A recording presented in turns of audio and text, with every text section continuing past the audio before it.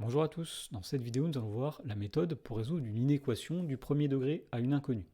Alors dans l'exemple, on nous demande de résoudre deux inéquations. Avant de les résoudre, nous allons rappeler une propriété à connaître. Et cette propriété, c'est qu'il faut changer le sens des inégalités dans une inéquation uniquement si on multiplie ou si on divise les deux membres par un nombre négatif. Voilà, en dehors de ce cas-là, on ne change pas le sens de l'inégalité. Par exemple, si vous additionnez moins 2 dans les deux membres, si vous additionnez 10 dans les deux membres, si vous multipliez par 4 dans les deux membres, dans tous ces cas-là, vous ne changez pas le sens des inégalités. Le seul moment où il faut changer le sens, c'est quand on multiplie ou divise par un nombre négatif. Alors, voyons voir comment résoudre la première inéquation. 3x plus 4 inférieur ou égal à 2.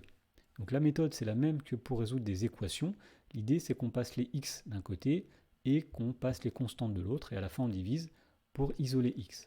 Donc ici, nous allons passer le plus 4 de l'autre côté, donc nous allons faire moins 4 dans les deux membres.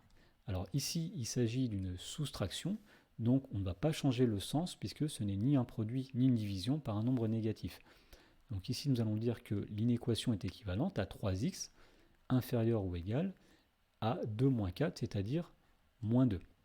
À partir de là, on veut trouver x, donc nous allons diviser par 3 les deux membres de cette inéquation. Comme 3 est un nombre positif, on ne va pas changer le sens, puisque le seul cas où on doit changer le sens, c'est quand on multiplie ou on divise par un nombre négatif. Donc 3 divisé par 3, il reste 1, donc 1x, c'est-à-dire x, plus petit que moins 2 tiers.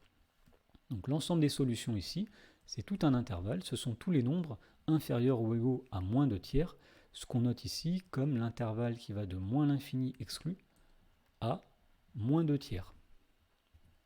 Dans la question numéro 2, on nous demande de résoudre l'inéquation moins 4x plus 5 supérieur strictement à 8.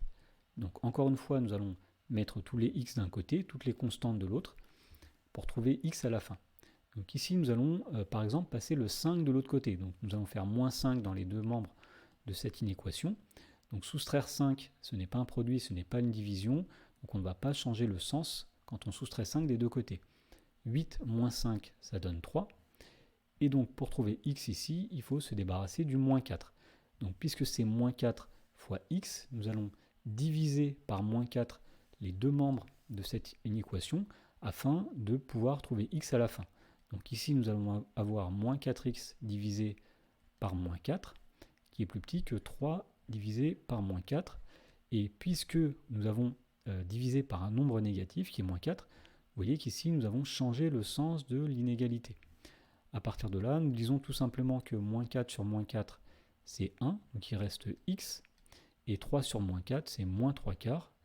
Et donc nous pouvons dire que l'ensemble des solutions, eh bien, ce sont tous les nombres x strictement inférieurs à moins 3 quarts, c'est-à-dire que ce sont tous les nombres dans l'intervalle moins l'infini, moins 3 quarts.